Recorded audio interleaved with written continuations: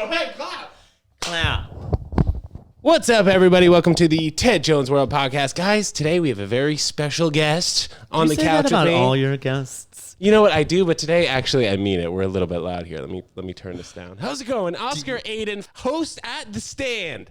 Is that a good way to introduce you? You can say, like, you've seen me on Bravo. You've seen me on Logo. Actually, I was on Bravo. I don't use that as a credit. I don't even think I knew that. Yeah, Explain. I was on Millionaire Matchmaker. Wow. So wait, what side were you on? Were you like setting up millionaires with other people, or were you the billionaire? Oh, please, I wish I wouldn't be dressed in all TJ Maxx. You look good. I love I wouldn't it. be dressed in. I wouldn't be dressed as a Maxinista. No. So what happened was I actually so I was on their kind of like pilot version of the gay millionaire matchmaker. Okay. So they had two. So it was the episode is called Brooklyn versus The episode is called Brooklyn versus Botox, and they had two sections. It was the straight section. There was the straight guy, and then the gay guy. So they brought out the straight guy. I remember, like, all the gay men are standing around, and all these people were friends with the casting person and then the producer, and they were like, we desperately need someone, and all the gay men were like, fine, whatever. So they bring out the first guy, and every gay man is like, oh my god, he's gorgeous. They're like, oh my god, he's so hot. And then they bring out the millionaire, and every gay man was like, I want to go home. Why? He was attractive? It was one of those things where you're like, you have this fantasy of what you think a millionaire is going to look like. Sure. And you're like, oh, because if you've watched the show, a lot of the times the millionaires were very good looking. Yeah. And so, this one kind of looked like a short, skinny version of George Costanza. I mean, how old was this guy? Oh my God. I don't know. He was probably maybe in his late 30s, early 40s. So I was going to say, maybe if he was like older, if he was like 50, I feel like nowadays, I mean, it's just becoming easier to be a millionaire. I don't want to say that it's easy to become a millionaire, but it's definitely becoming easier, and they're more you can say millionaires. it's easier to become a millionaire. I mean? Yeah. So I mean, like, I feel like when you say millionaire these days, people are making these big pictures of people that may not be as big of pictures as themselves. It's not as fabulous as it was in like the late 90s. Sure, early yeah, 2000s. with the inflation, when you whatever. were a millionaire in the late 90s and 2000s, Yeah, it was like, it. wow, Yeah, holy yeah. shit. Now it's like you can make. I know people who have made millions doing, like OnlyFans or or like Bitcoin or all that stuff. So it doesn't matter anymore, and it's like it's almost like people. A million is like a million now is like $100,000. Well, like $100,000 a month for sure. Do you know? I mean, we know a couple people in the comedy industry that do OnlyFans, but do you have more people that you know that do it like on a regular basis in terms of their main income? No, I never really got into that. I kind of I've thought about it. For me, a little bit. So this is an interesting topic. All right, let's talk about it. So you on OnlyFans, like, okay, so like what would your niche be? I think I would need to be in a position where I think I'm comfortable taking almost fully nudes or, shirtless and underwear pics. That's what my niche I think would be. Or do you need to be more specific than that? Like, do I need to be the foot guy? Well, I mean, like, here's the thing. Like, how are you, what is going to... So funny that we're talking about this. But like, what is gonna set you aside from the rest of the? I think maybe I have like prop mics all around the house. I have like this equipment. I think it could be like a good shot if I was like shirtless in the podcast studio, something like that with the headphones on. You could I've do never like fully thought about it. You could do like a boxer brief podcast, right? Oh yeah, that's actually true. Do like little segments with that. Yeah. Sure. Yeah, if I do like 2-minute episodes a week, I'm sure that would do In your boxer briefs, they have to be tight. Yes, of course. And a semi would probably get you more. I've never actually been on OnlyFans, believe it or not. Oh. But sometimes you don't even need to do nudity. I know people, like, I've gone, like, so on Twitter sometimes, they will have like a friend will send me like a Twitter account, and that Twitter account will have like videos, but those videos are what they upload to OnlyFans, and it's like a preview, and you'd be surprised that a lot of times there's not a lot of nudity involved. Right. It's like you in your underwear with a hat on smoking a cigarette. Like people have that fantasy. Right. And so they want the person to live that fantasy out. And sometimes it's like it's not even a nudity thing. It's just like, oh, what's this fantasy that I can get from this person to help me fulfill a desire that I have? Also, like, I feel like there are a lot of notable psychologically technical. there are a lot of notable celebrities on it too who like don't get naked and will make millions of dollars a month. I mean, here's the thing. Think of it this way, okay?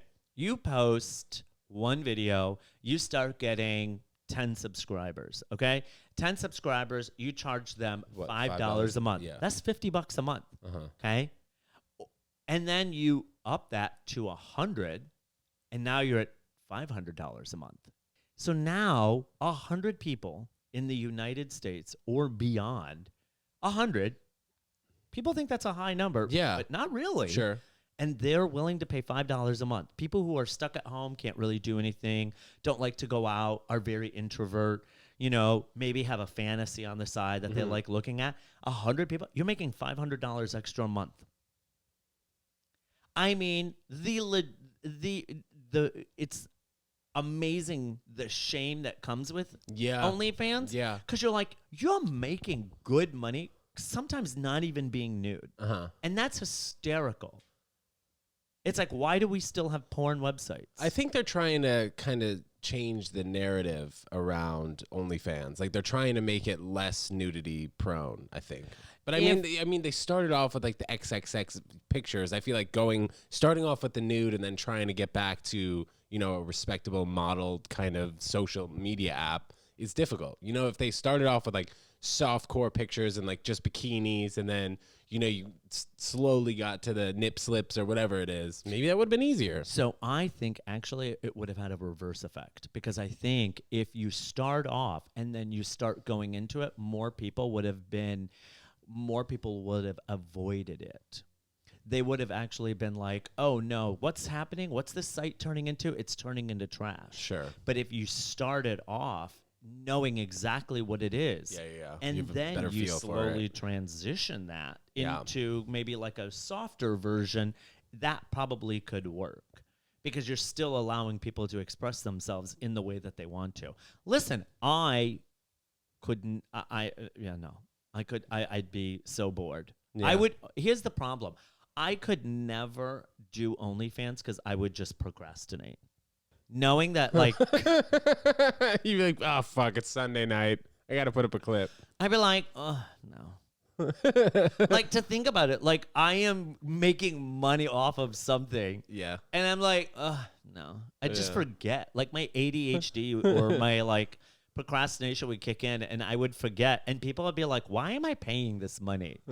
You know, what am I paying for? Well, people love seeing you host at The Stand. Of course, saw you last night at The Stand, killing it per usual. Oscar Aydin, a primetime face at The Stand at Comedy Club and Restaurant. And if you guys were at the Ted Jones Comedy Show last night, thank you so much for coming. We have our next show, March 15th, March 29th. Check the link in this YouTube video, and we'll get you guys to that next show. It'll be super fun. Oscar, we got to get you on a Ted Jones Comedy Show, too. So, like, April, we'll figure out a date if you're around. Yeah, I love it. Cool. The last time you were supposed to come on, you caught the virus. I did. How herpes. bad were you? How bad were you sick because of Corona? So the first, here's my favorite thing about the coronavirus. Yeah. Oh, let's hear it. Here's my this is what I love Spill about the it, tea. because I think that they branded this whole coronavirus symptoms and everything. Make sure this isn't in the shot. Go ahead. I feel like they branded the whole coronavirus symptoms in a. They should have rebranded it, okay? Because their whole thing was either you're asymptomatic, you're mild, or you're in the hospital. Now. Yeah, that's about right. Right? Those were the three kind of tiers. It's asymptomatic, mild, and then you're like in the hospital. Yeah, or like on the verge of the hospital. But yes, that's a good enough. So I think they should have added like a level of called shitty.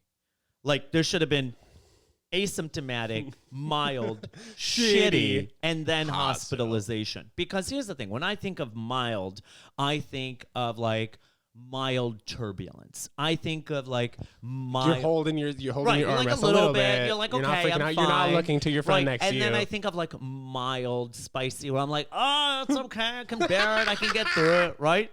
And then you think of like mild herpes flare up, right? You're like, okay, it's a little bit, but if I don't go out, it'll be gone in a day. Dark. Right. But Fine. here's the thing. Literally, there should have been shitty because I was not like, thankfully, I was not in the like the hospital range, but it definitely was not mild because I was out for 2 to 3 days. I was knocked out. Like I was tired. I had a little trouble breathing here and there. Were you eating? No, I lost my entire appetite.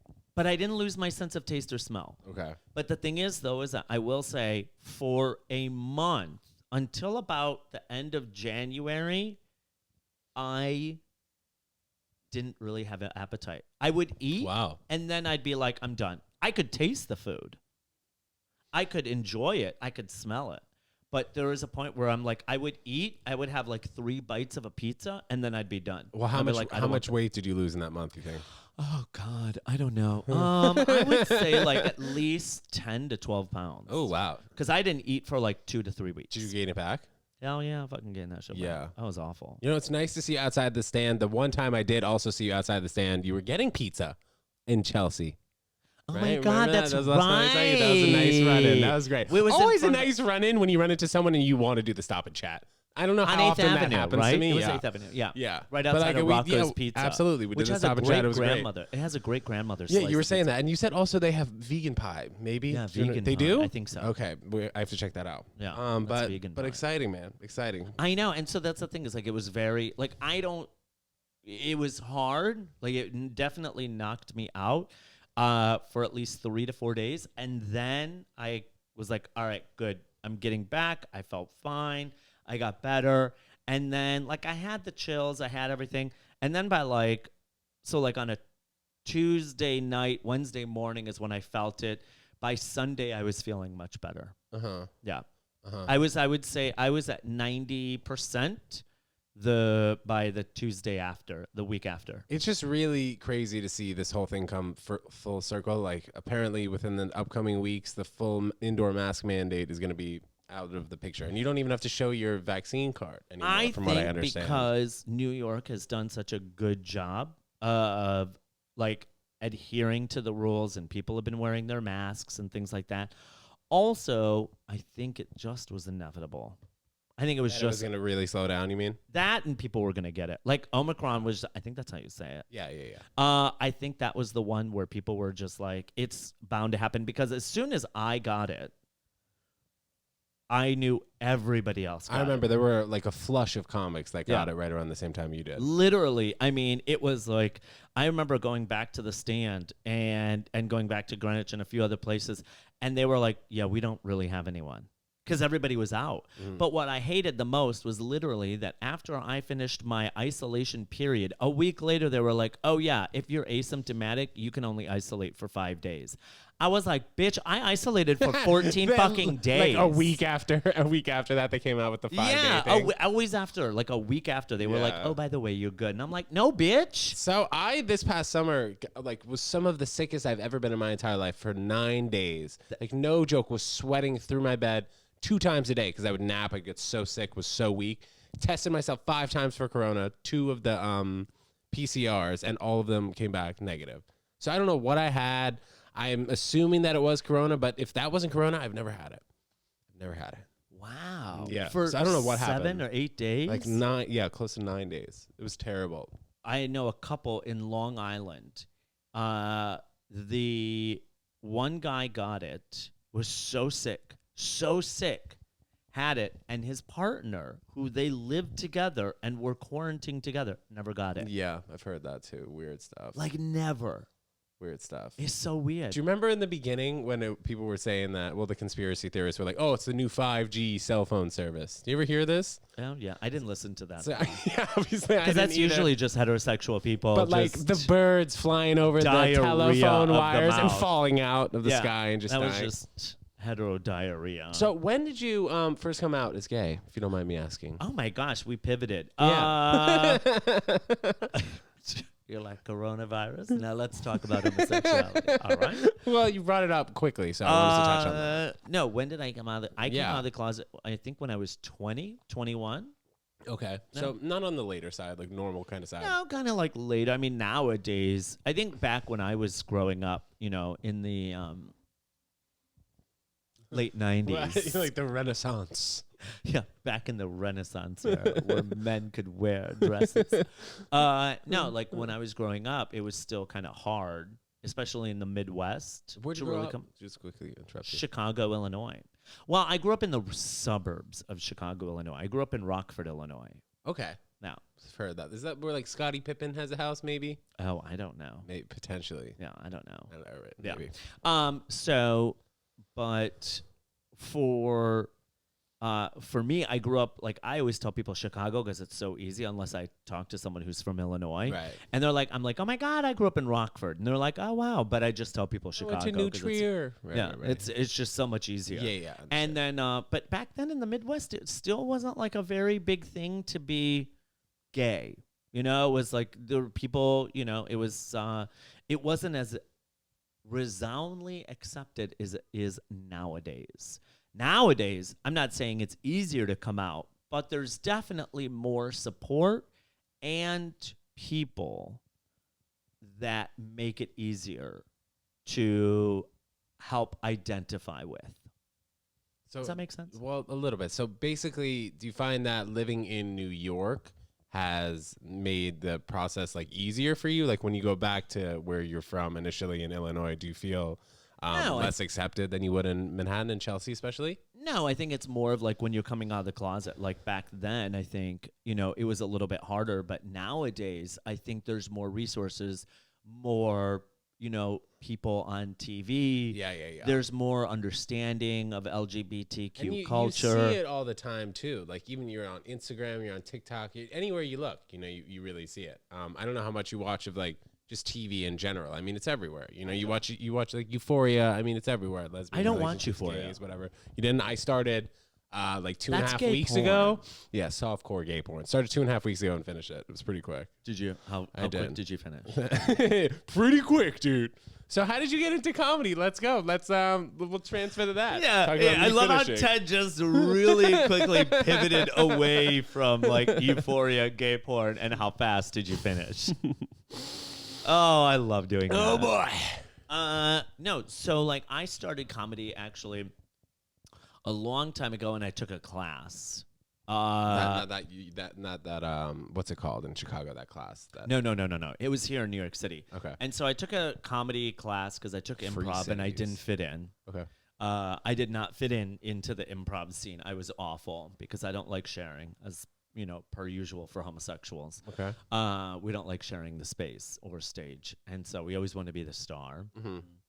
And so I started with a comedy class. Jordan Carlos was my teacher, and he was like, I think you'd make a great comic after the class. I did their bringer, and then I did a few bringers, and then that was it. I was done.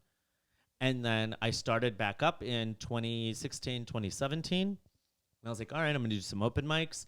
I co-hosted a show at Stonewall down in the Village. And that famous bar, Stonewall Inn. So I co-hosted a show there. It was an LGBTQ plus show there for about a year and a half. And then that kind of finished and drapered off. And then I went through a little rough patch in my life. And so I needed to work a lot to make money. So I think I had at one time 4 jobs. Wow. So just to kind of like make it through. And I was working, and then I had to work my day job. I worked at night, and I worked Tuesday, Wednesday, Thursday, Saturday, Sunday. So I literally I was exhausted. Like I had no time to like just do any kind of comedy, and my mind was not there. It was too much. And I kind of loved volleyball, so that's where I was doing on those nights. I was reffing and playing and stuff like that. And that kind of took a lot of my focus for a long time. Yeah. And then the pandemic hit, and I was like, well, volleyball's done. So, and then funny enough, the open mics kind of just started popping up on Zoom, and I was like, sure, why not? Pass the time. So I started doing those. I started writing some. I started doing some more. I was like, oh, I gotta write. And what's interesting is that's kind of like how I kind of got back into like comedy. Trajectory, yeah. Yeah, and then it just kind of went going and going and going. And I wrote, and I remember I won. It was a small New York festival. It was the New York Underground Comedy Festival. I won that, which was really cool. And I was like, how did I win? That's a stand-up festival? It's a stand-up, but they did it via Zoom. And, I talked to the guys who organized it, Jim Mendrinos and John Good, who organized it. And I was like, how did that come about that I was the winner? And they were like, you were on a show with 20 other comedians, and you were last, and you got the most laughs. So, like, out of that, and then they had me come back, and so for another round, and so then I won that, and then I did Broadway Comedy Club, which was great, and then I got spots there, and then I got spots at Greenwich. Was this like right as the pandemic? As the pandemic was kind of like slowing down a little bit, and so they this were is all reopening. pretty recently, kind of. Yeah. So 2020, and then I just. You know what it is I remember Rich at Broadway Comedy Club just gave me the best. Rich Brooks, right? Rich Brooks gave me the best piece of advice. I know a lot of people have mixed feelings about Broadway Comedy Club. I only have good things to say. Sure, me too. And are you serious? No, I am serious. Oh, okay, good. Yeah, okay, good. And also, I don't like to talk shit about places that don't need to be talked shit about. No, we're not talking about Donnie T here. Donald Trump. Yeah, exactly. No. Listen. A lot of people have mixed feelings. About everywhere. I had a very, very pleasant and great experience through their industry room. And Rich Brooks, listen, he said to me, and this is the only person out of doing comedy for so long, he was the only person that ever said to me, he's like, you have good stage presence. He's like, but you have no material. He's like, you're great crowd work, but you have no material. He's like, where's your material? And I was like, what? And he's like, where is your material? And I was like, and he was like, I'm going to give you a few spots. But he's like, I need to see improvement on your material. Because he's like, how am I going to give you 10 to 15-minute spots if you don't have anything to fill it? And I was like, motherfucker, yes, he's right. So I literally took all of 2020 and just wrote.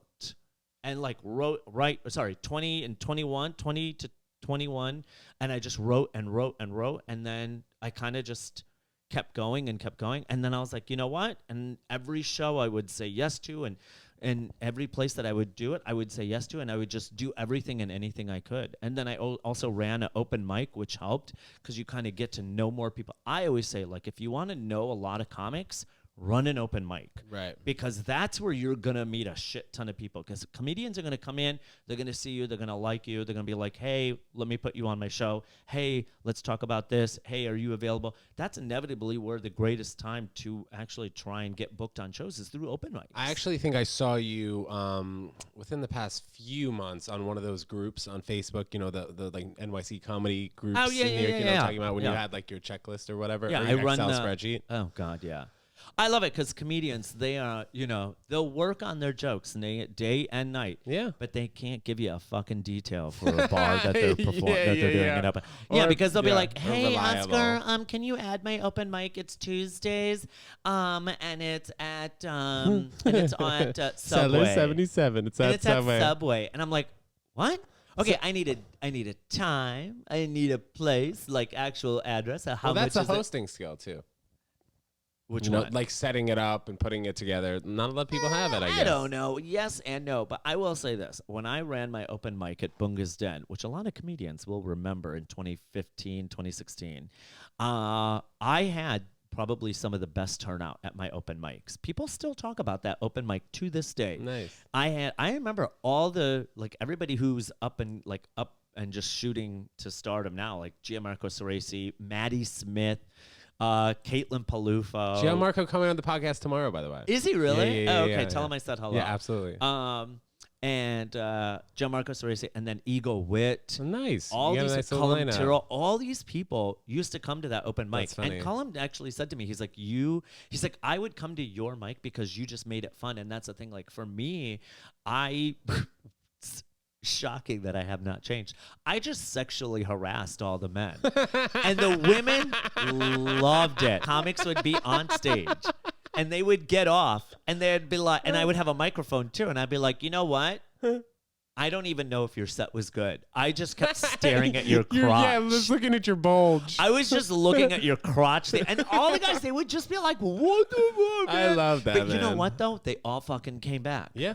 They all came back because it wasn't one of those douchey open mics where people are just like, yeah, really trying to be too cool and for it's school. clicky, and it's like, no, we ran it, and the women loved, all the girls loved coming to that open mic because I was always like, give the love, and I would try and mix it so it was never. I would always do a bucket style because I hate it when they're like, oh yeah, come through, show up, sign up, and then the host just puts all their friends up front. And then they put the newbies at the end. And I get it. Yeah. Maybe that's how open mics work. So you did like a bucket filling out the names? And maybe that's how open mics kind of do work, where if you're newer, it is a little bit harder, and there's some favoritism, and there is a little bit of, hierarchy. I get that. Yeah. I understand that. However, I tried to make it as fair as possible. So how many minutes do you think you'd be comfortable doing on stage if you had the most amount of time? 30. Okay. With crowd work? Yeah. 30. Yeah, 30. Yeah, but that's not a lot of crowd work. I would say about 30 to 40 I could do. Nice. Have you had the opportunity to do that long yet? I have not had the opportunity. However, it is a goal of mine, but I also want to make sure that I am prepared because my goal would be I don't want to go up and not be, and not have the material. Like the other day, I did 20 minutes at Broadway Comedy Club. And it was great. Yeah. It was great. I mean, the audience was a hard audience, but I had a great time. I did 20 fucking minutes, and that's the best thing. It's like so now I could easily probably push out 30 to 40 minutes. But I need to, I think of all right, I need to push out an hour and a half. That's, my goal is an hour and a half, but I'll be happy with this much. You find that because Oscar has a podcast, by the way. Shout out your podcast quickly. Oh, Oscar. OH Oscar, and you can find it on Apple and Spotify. So having a podcast, and you're by yourself on your podcast, right? Mm-hmm. Don't you find that helps, being able to just keep talking and kind of just roll one topic to the next?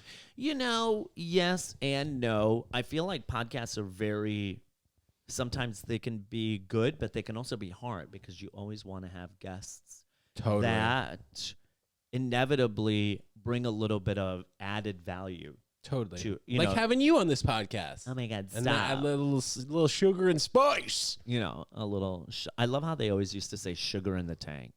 I've never heard of that. You've never heard of that? Sugar in the tank? A Southern thing. Like in the gas tank? It's like sugar in the tank. It's like, semen in the ass. Oh, all right. Is this PG-13? No, this is R, dudes. You can say penis in the ass. It's all good. Penis in that. My grandma listens to the podcast, but whatever. Oh my God, does she really? Yeah, she's like my number one fan. Oh my God. Hello, Grandma.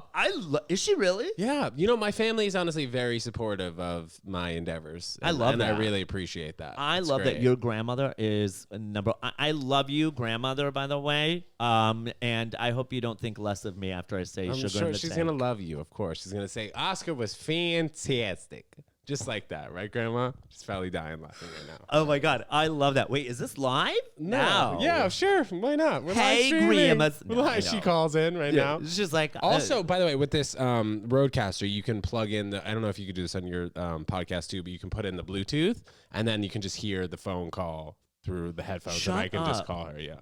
Oh, my God. That's amazing. Yeah. So this thing's got a lot of cool features. But, yeah, I mean, I'm learning, new stuff every day with this putting the vlogs and podcasts and stuff together. A lot of technical It's stuff. so much work. Yeah. It's a full time. I'm exhausted. It is, man. I mean, this is what I'm doing. I worked at my dad's company for 6.5 years, and now this is what I've been doing full time for the past 10 months now. Good.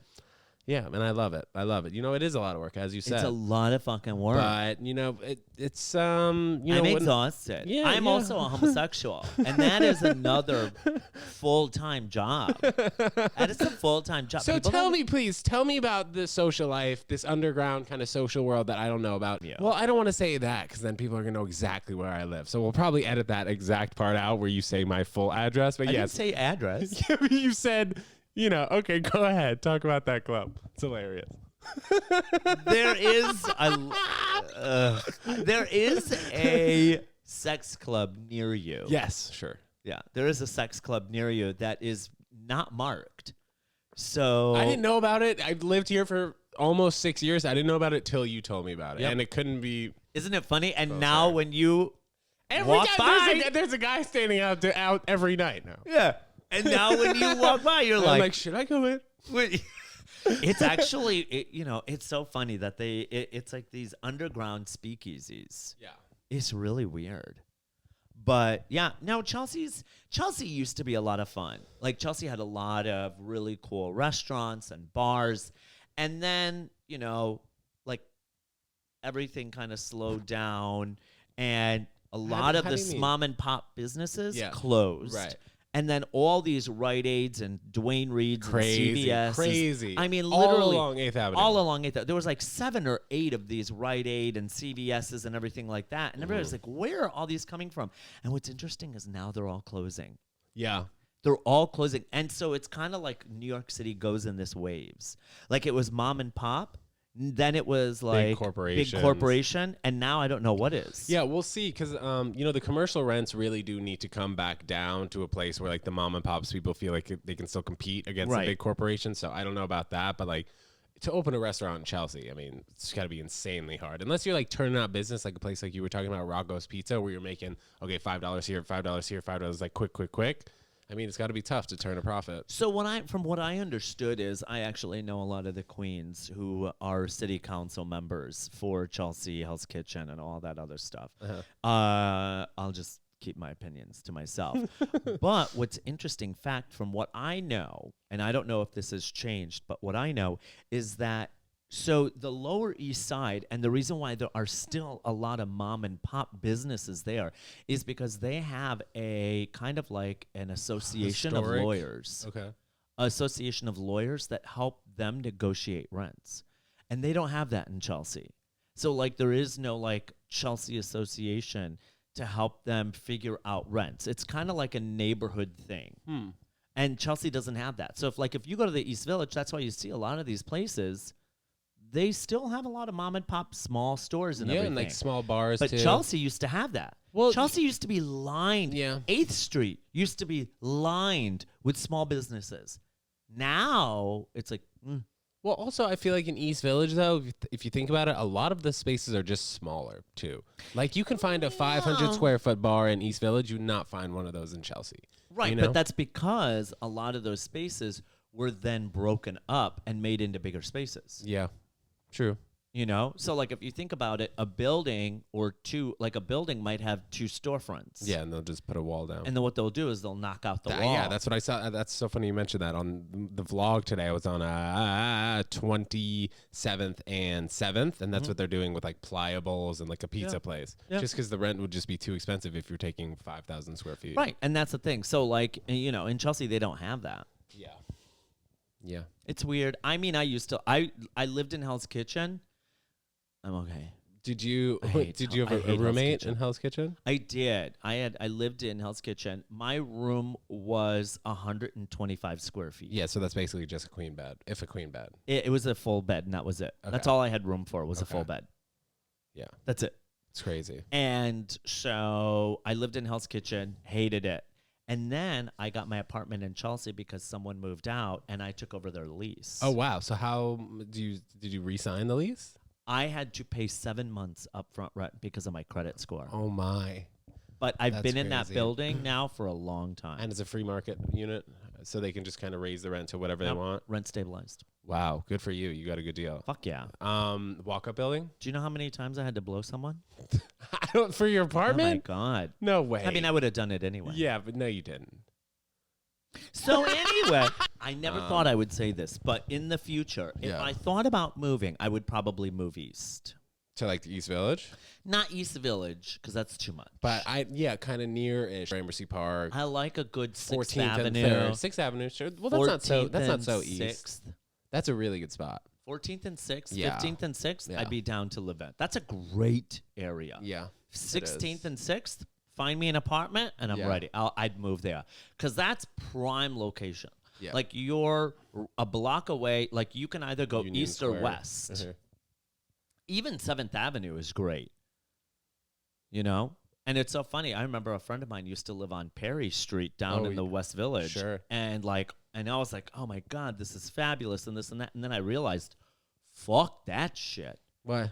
It's so far. It is far. And in the summertime, in the wintertime, You gotta oh walk my everywhere. God, 'Cause there's it's only no trains. Yeah, because it's close to Christopher Street, but it's not even close to the Christopher it's not Street even one. Christopher. It's like 4 the blocks. closest street, the closest subway that you have is either 14th and 8th or Christopher Street. And then they have the PATH train too, but I don't think New Yorkers figured out how to use that PATH train. No. It's like bizarre. You go from New Jersey or whatever. It's weird. I will say this. I like the PATH train because it's quick, but I don't like the PATH train because it's not. So how's your love life as we transfer to one of the final topics here? Are we talking about things that stink? No. Things that are great. My love life is fine. I mean, it's gay men. I mean, Well, what's that like?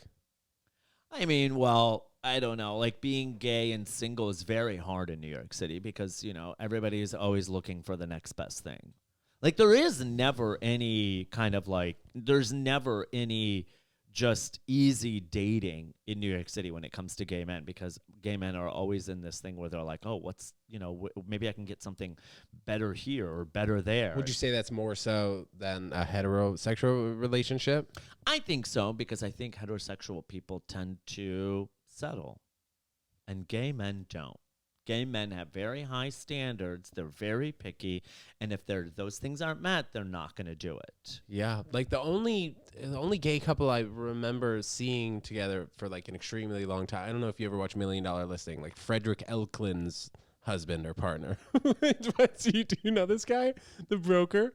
I don't know. I'm just talking about long-term relationships. You mean the one who used to do gay porn? Oh, I don't know. Frederick Eklund, if you look him up, Yeah. a big old porn star girl. So I tell you right now, look it up. He used to do so much porn. I love it How did because he she's really like, transferred from the? I love how these people are very much like, oh, I'm a good person. I'm a wholesome girl. Please, Yeah. She did like gangbang scenes, and He by did. she I mean he. Stop. Are you looking? This is not real. Yes. Dude, look at these. Just him, first of all, they're just fucking wiener out. Oh my God. Stop. Yup. Gangbangs? Wow, that's crazy. I didn't know this. And there's so many pictures of him. Wow. This is nuts. All right, well, there you go. But anyway, like you were saying, it's tough because But men that's the just thing. have more So it's like, distractions. don't you love that though? What? Like, Yeah, I love it. Yeah, Yes. I mean, not love that, No, but but- like, it's funny because like I love that there's this like, oh, we're a wholesome homosexual. Bitch, please, girl. Yeah. You do a Google search and that queen comes up That's in like crazy. 500 yeah, skeletons in his images. closet. That's crazy, man. Yeah, exactly. But no, I think dating in New York City as a homosexual, it can be easy and hard. Because here's the thing, like a lot of people, unfortunately, in the gay community, a lot of it's based on looks and very much about appearance.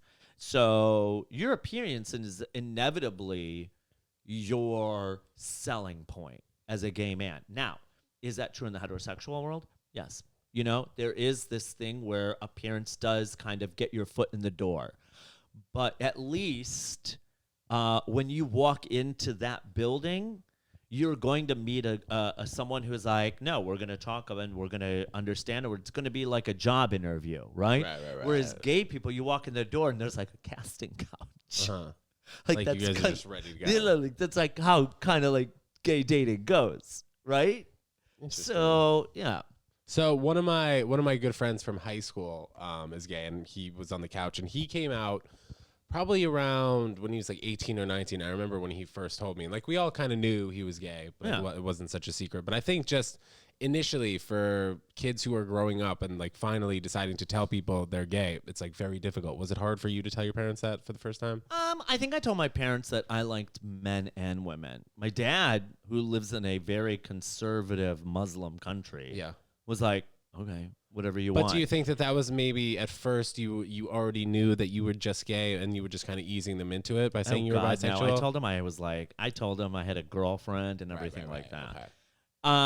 My dad, Muslim country, his whole family is Muslim. He's very much like, yeah, whatever you want to do, just live your life, be happy. My mother, love her. She lives in Norway, in probably one of the most open and accepting countries in the world. Yeah. And free she was healthcare too, right? And she was awful.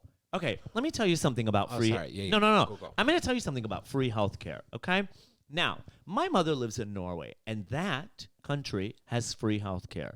Do you want to know something? My mother had a blood clot in her leg.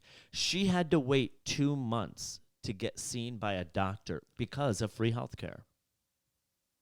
Interesting. Yeah. So they really just take advantage of the free healthcare, maybe. Oh, or maybe it's not set up in it's not set up in a way that's conducive to people. Yeah. Also, I love Norway, and it's a wonderful country, and it's got a lot of amazing things. Pretty but people don't too. ever get sick there. Okay. Don't ever get sick there, because it's like people who go to medical school there go for like a year, and then they're like, all right, I'm doing brain surgery. Yeah. And I'm like, that's not how it works. What were you saying about Norway before we were talking about this? Oh, healthcare? Norway's a very open country. country. Yes. You know, Norway's a very open country. I would love to So it was shocking when my mom was very like, oh, what happened? But I think mothers tend to have sometimes a closer relationship with their child than the fathers do, especially when it's like a mama's boy. So would the mother be more understanding or less understanding? I think my mother was like kind of like, what happened? Oh, because she was just seeing you for you and wasn't like looking at the outside, maybe distractions or whatever it was. Right. So, and she's fine now. She's great, and she's like, oh, I want you to be happy and do whatever you want. But at that time, it was very hard for her. And your parents are both out of the country now? Yeah. My mother lives in Norway and my dad lives in Turkey. I have relatives that live in Chicago. I have an aunt that lives there. But other than that, it's me. How often do you see your parents? I try and see my parents once a year. Wow. I know, if that. There was a time when I didn't see my dad for 5 years. Wow. Does he ever come to the United States visit? Yeah, he comes every once in a while. I love my father, but we have about 4 good days, and then that's it. You mean like together? Yeah. Consecutively, though? Yeah.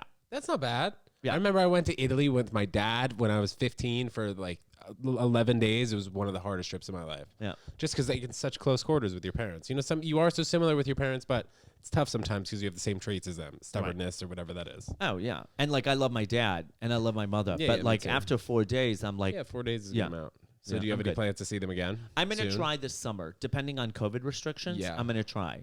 So my Nice. goal is to visit my mother. My goal is to visit my father. Nice. Potentially you doing any shows over there? That could be fun if you work something out like Norway, yes. I could do some shows in Norway. That'd be but fun. in Turkey, No, you don't think so? I don't know if my Gaza Strip jokes are gonna go over well. I don't know if my Ramadan jokes are gonna go over well. Yeah, well, you never know, man. Yeah, You never know. I know. So, any other spots coming up that you're excited about, other than your just regular weekly stuff? You know what? Check me out. I'm going to be in Arizona. I don't know if you have any listeners in Arizona. Nice. I'm going to be in Arizona in the first weekend of April. What, at the Improv? I'm going to try. I'm still waiting to hear. So if anybody knows of anything, I've got Nice. some feelers out. So we'll see how it goes. But it's a smaller community. Yeah. So they kind of have their lineup set, but we'll see how it goes. Well, where in Arizona? Phoenix. Did you hit up Peter Fowler? It's I like, think- it's like right next to Phoenix. Oh, really? I believe so. Peter J. Fowler? Yeah. Oh, really? I think so. Yeah, let me check him. I'll Yeah. I'll DM him and be like, hey, where are you Yeah, from? I'm sure you'll be able to get Yeah. you a spot there. And then that's it. I might be going to Chicago in July. we'll see. So, Okay. but yeah, just check me out. Instagram, Yeah, just check me out on Instagram. which is It's ITS Oscar Aydin, and then you and then on Twitter I am, and then on Twitter my handle is I have ADHD. That's funny. And then That's hilarious. this is hilarious. And then I'm on TikTok. I just passed 43 followers. All right, so you Yeah. just started. TikTok's a beast didn't of its start. own. It's a beast of its own. I didn't just start. So what are you talking about? You just passed 43 followers. What are you talking about? Yeah, I just passed 43 followers. 43 what? Followers. 1,000? No. Wait, I don't get it. What are you talking about? I've been on TikTok for a year. Yeah. Yeah, I just passed 43 followers. All right. Well, TikTok is a freaking beast of its own, dude. Did you don't enjoy care. your water? This was wonderful. I like this. This is very relaxing. It was Great, just the right man. amount of time. Bro, thank you so much for coming on. I really Of course, I appreciate it. I hope you appreciate didn't it. have nervous nerves coming on Oh here God, beforehand. no. I'm never right. nervous. Good. You know, I've been through the ringer with gay men anyway, so Yeah. everything else is just kind of like, icing on the cake. Absolutely. Guys, Oscar Aydin, check this guy out. His podcast, Oh Oscar, on Spotify, Apple Podcasts. You put it on YouTube yet or what? I am working on Because it. I see you with the clips. I know, I'm working on it. Okay. We'll continue to work on I it, have man. severe ADHD, so you have to understand. What's the difference between ADHD and gay ADHD? ADHD is having a hard time concentrating. Gay ADHD, you just see hot guys and you're like, oh, what? ADHD is having a hard time concentrating, plus just staring at men's crotches most of the time. Absolutely. Thank you so much, Oscar Aydin. Thank on the you, podcast, Ted. Ted Jones World. We'll see you guys next time. Peace.